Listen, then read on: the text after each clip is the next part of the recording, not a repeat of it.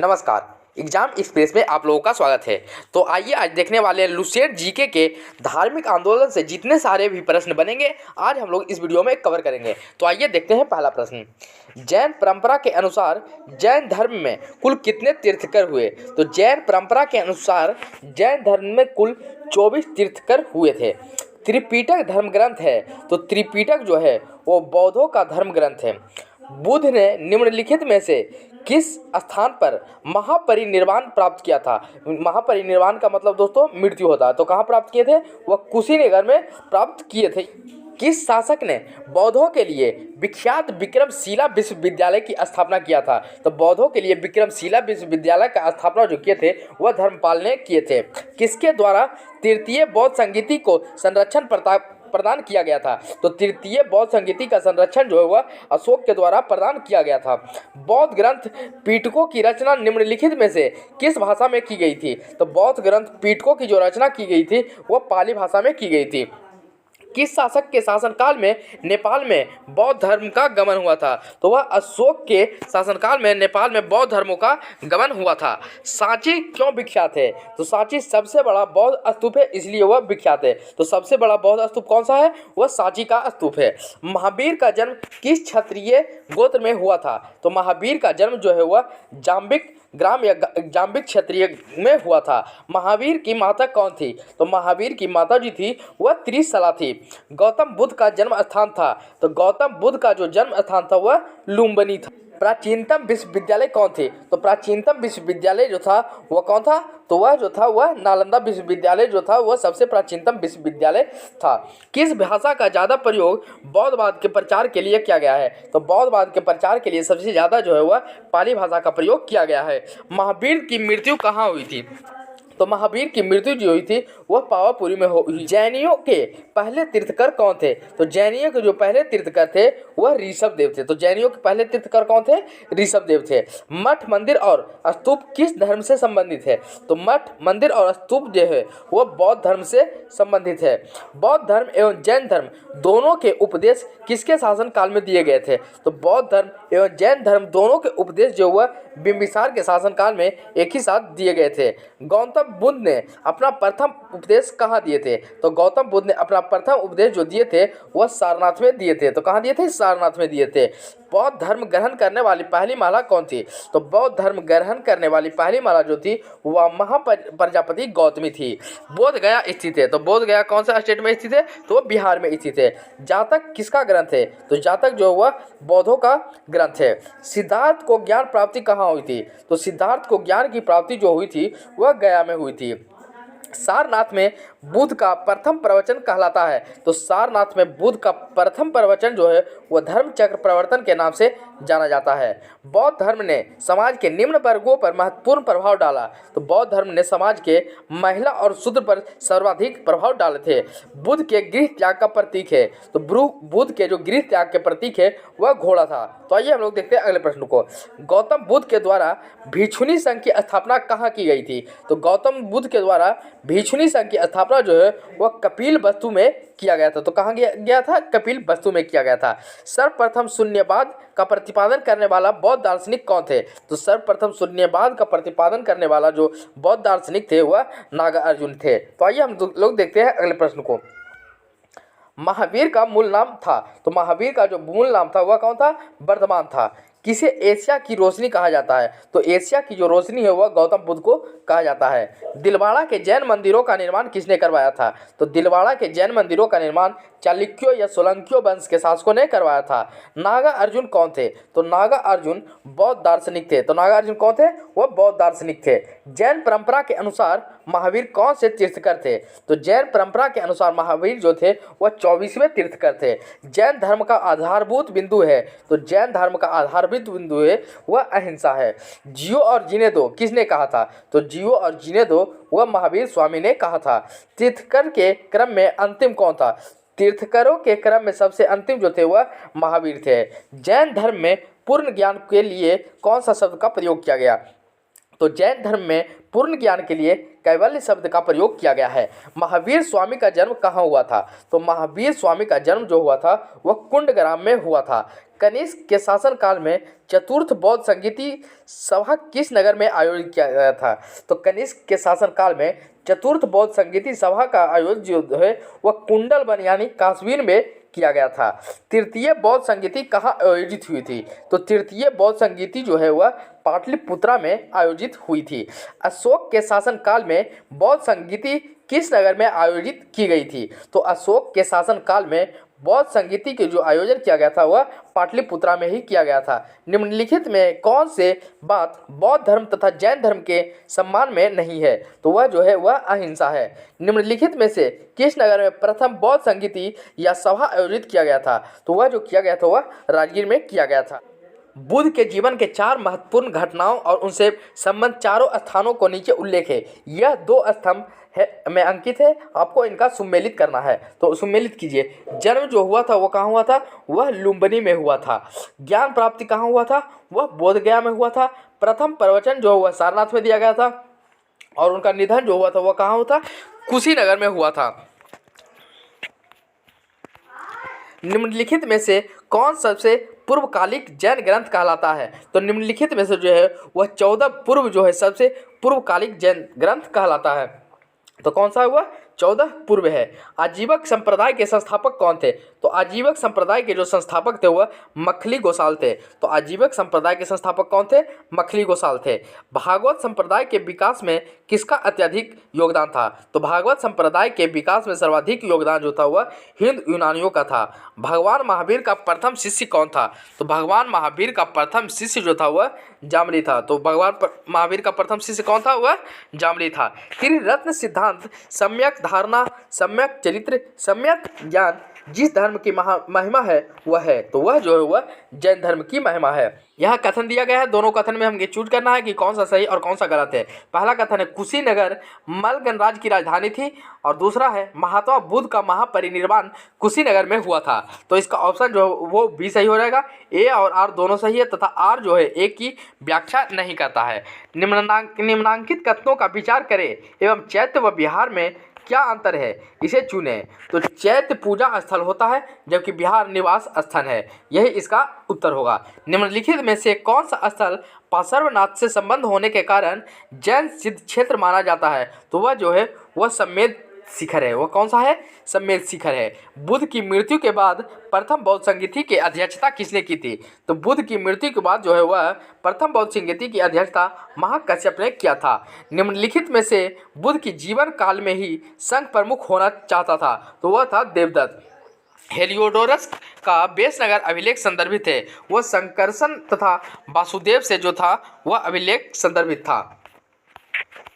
बौद्ध धर्म के विषय में कौन से कथन सही है? तो बौद्ध धर्म के कथन में यहाँ तीनों कथन दिया गया है। तीनों बारी बारी से हम लोग पढ़ते हैं। उसने वर्ण एवं जाति को स्वीकार नहीं किया। उसने ब्राह्मण वर्ग की सर्वोच्च सामाजिक कोटि की चुनौती दी। उसने कुछेक शिल्पों को हीन या निम्न माना। ये तीनों के तीनों कथन जो है वह सही है। यहाँ दोस्तों इसका ऑप्शन सी सही हो जाएगा। वासुदेव कृष्ण की पूजा सर्वप्रथम किसने प्रारंभ की थी? तो वासुदेव कृष्ण की पूजा जो सबसे पहले वह सातवतों ने प्रारंभ किया था। निम्नलिखित 4 स्थानों में हुई बौद्ध संगीतियों का सही कालक्रम नीचे दिए हुए कूटों से ज्ञात करें। वैशाली, राजगिरी, कुंडलवन, पाटलिपुत्र। तो इसका ऑप्शन जो है डी सही हो जाएगा। यानी पहले राजगिर होगा, उसके बाद वैशाली होगा, उसके बाद पाटलिपुत्र, उसके बाद कुंडलवन इसका सही उत्तर होगा। गौतम बुद्ध ने अपनी मृत्यु के उपरांत बौद्ध संघ के नेतृत्व के लिए किसे नामित किया था? तो वह नामित जो है इनमें से किसी को नामित नहीं किए थे। स्यादवाद सिद्धांत है। तो स्यादवाद जो है वह सिद्धांत है जैन धर्म का। तो स्यादवाद किसका सिद्धांत है? जैन धर्म का सिद्धांत है। गौतम बुद्ध का जन्म कब हुआ था? तो गौतम बुद्ध का जन्म जो हुआ था वह 563 ईसा पूर्व में हुआ था। बौद्ध शिक्षा का केंद्र था। तो बौद्ध शिक्षा का केंद्र जो था वह विक्रमशिला था। भारत में सबसे बड़ा बौद्ध स्तूपों कहाँ स्थित है? तो भारत में सबसे बड़ा बौद्ध स्तूप जो है वह सांची में स्थित है। निम्नलिखित में से किस ग्रंथ में सर्वप्रथम देवकी के पुत्र कृष्ण का वर्णन किया गया था? तो सबसे पहले जो है छांदोग्य उपनिषद में प्रयोग किया गया था। जैन समुदाय में प्रथम विभाजन के श्वेतांबर संप्रदाय के संस्थापक थे। तो जैन समुदाय के प्रथम विभाजन के श्वेतांबर संप्रदाय के संस्थापक जो थे वह स्थूलभद्र थे। तो कौन थे? स्थूलभद्र थे। भारत में सबसे प्राचीन बिहार है, तो भारत में सबसे प्राचीन बिहार जो है वह नालंदा है। प्रथम जैन महासभा का आयोजन कहाँ हुआ था? तो प्रथम जैन महासभा का आयोजन जो हुआ था वह पाटलिपुत्र में हुआ था। द्वितीय जैन महासभा का आयोजन कहाँ हुआ था? तो द्वितीय जैन महासभा का जो आयोजन हुआ था वह वल्लभी में हुआ था। जैन साहित्य का संकलन किस भाषा व लिपि में है? तो जैन साहित्य का संकलन जो है वह प्राकृत व अर्ध मगधी भाषा में लिखा गया है। निम्नलिखित में से कौन सा एक अन्य तीनों के समकालीन नहीं था? तो इनमें से जो मिलिंद है वह तीनों के समकालीन नहीं थे। तो कौन समकालीन नहीं थे? वह मिलिंद थे। निम्न कथनों पर विचार कीजिए। वर्धमान महावीर की माता लिच्छवी के नरेश चेटक के पुत्री थी। गौतम बुद्ध की माता कौशल राजवंश की राजकुमारी थी। 23वें तीर्थकर पार्श्वनाथ बनारस के थे। और चौथा ऑप्शन जो है वह यह है कि इन कथनों में कौन से सही है? तो इनमें से 2 एवं 3 जो था वो सही था। तो कौन कौन सा सही था? 2 और 3 सही है। प्राचीन भारत के बौद्ध मठों में पवरन नामक समारोह आयोजित किया गया था। वह जो था वह वर्षा ऋतु के दौरान मठों में प्रवास के समय भिक्षुओं के द्वारा किया गया अपराध को स्वीकारोक्ति का अवसर होता था। तो क्या होता था? इसका ऑप्शन बी सही हो जाएगा। कश्मीर में कनिष्क के शासनकाल में जो बौद्ध संगीति आयोजित हुई थी उसे वसुमित्र की अध्यक्षता में किया गया था। अगला क्वेश्चन, जैन धर्म के अहिंसा पर बल ने कृषकों को जैन धर्म अपनाने से रोका। कृषि में कीटों एवं कीड़ों की हत्या होना शामिल है। इसका ऑप्शन जो है ए और आर दोनों सही है तथा आर जो है ए की सही व्याख्या करता है। अष्टांगिक मार्ग की संकल्पना अंग है। तो अष्टांगिक मार्ग की संकल्पना जो है वह धर्मचक्र प्रवर्तन सूत्र में विषय वस्तु का है। तो कौन सा है? धर्मचक्र प्रवर्तन सूत्र के विषय वस्तु का है। मिलिंद पनोह राजा मिलिंद और किस बौद्ध भिक्षुओं के संवाद के रूप में है? तो वह जो था वह भागसेन था। महायान बौद्ध धर्म में बोधिमत्व अवलोकितेश्वर को और किस अन्य नाम से जाना जाता है? तो उसे जो है पानी के नाम से भी जाना जाता है। बौद्ध धर्म तथा जैन धर्म दोनों ही विश्वास करते थे। तो वो दोनों जो है वह कर्म तथा पुनर्जन्म के सिद्धांत में विश्वास करते थे। बौद्ध धर्म के महायान और हीनयान संप्रदायों में सर्वाधिक मौलिक अंतर कौन सा है? तो बौद्ध धर्म के महायान और हीनयान संप्रदाय में सर्वाधिक मौलिक अंतर जो है वह देवी देवताओं की पूजा थी। जैन धर्म श्वेतांबर एवं दिगंबर संप्रदायों में कब विभाजित हुआ? तो जैन धर्म जो है वह चंद्रगुप्त मौर्य के समय में श्वेतांबर एवं दिगंबर में विभाजित हो गया था। यहाँ अगला प्रश्न सुमेलित करने वाला है, तो इसे सुमेलित करते हैं। प्रथम बौद्ध संगीति जो हुआ था वह महाकश्यप के शासनकाल में हुआ था। तो प्रथम बौद्ध संगीति किसके शासनकाल में? महाकश्यप के शासनकाल में। द्वितीय बौद्ध संगीति सबकामी के, तृतीय मागलीपुत्र तीस के शासनकाल में तथा चौथी बौद्ध संगीति जो वह वसुमित्र के अध्यक्षता में हुआ था। निम्न में से कौन से धर्म पुनर्जन्म में विश्वास करता था? तो वह जो इनमें से तीनों है, जो तीनों वह पुनर्जन्म में विश्वास करता था। हिंदू धर्म, बौद्ध धर्म तथा जैन धर्म। बौद्ध संगीतियों के 4 आयोजकों का सही क्रम क्या है? तो उनके 4 जो सही क्रम है वह इस प्रकार है: अजातशत्रु, कालाशोक, अशोक तथा कनिष्क। निम्न में से कौन एक त्रिपिटक का अंग नहीं है? तो निम्न में से जो जातक है वह त्रिपिटक का अंग नहीं है। ऋग्वेद में किन 2 जैन तीर्थकरों का उल्लेख मिलता है? तो ऋग्वेद में जो है वह अरिष्टनेमि और पार्श्वनाथ का जो है वह उल्लेख मिलता है। अगला प्रश्न जो है वह सुमेलित करने वाला है। आइए हम लोग मिलान करते हैं। महावीर का नाम और अर्थ। तो केवलिन का जो अर्थ होता है वह पूर्ण ज्ञान होता। तो केवलिन का अर्थ क्या होता था? पूर्ण ज्ञान होता था।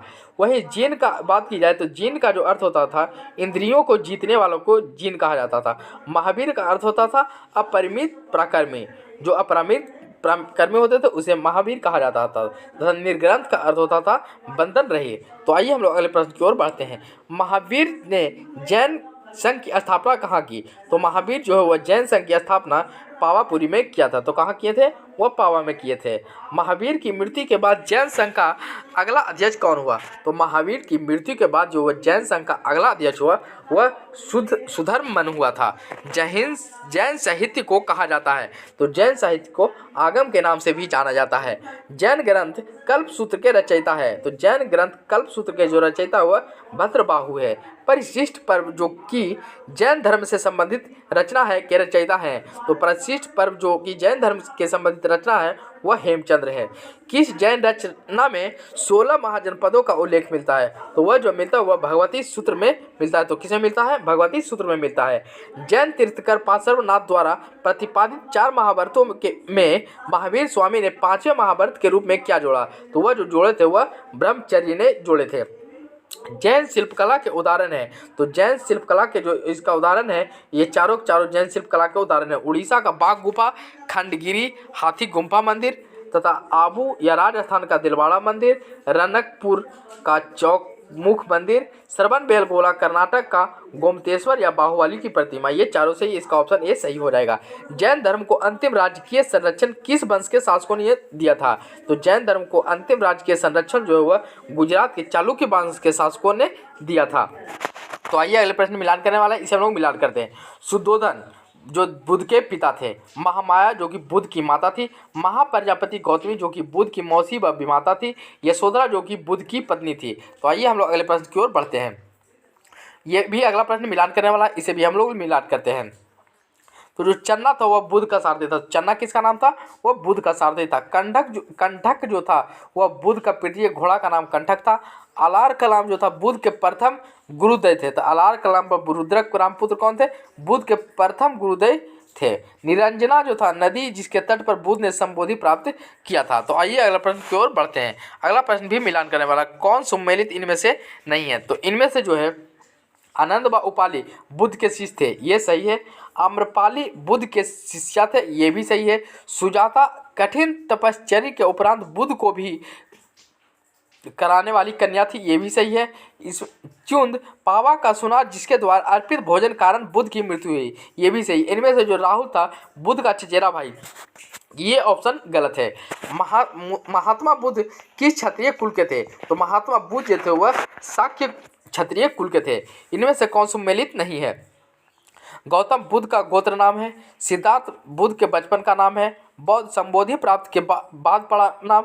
इनमें से कोई नहीं सही है। इनमें से कोई भी जो सम्मिलित नहीं है। आइए अगला प्रश्न भी मिलान करने वाला है। महाभिनिषि कर्मन, तो महाभिनिषि कर्मन जो थे वह गृह त्याग की घटना को महाभिनिषि कर्मन कहा जाता था। तो गृह त्याग की घटना क्या कहलाया?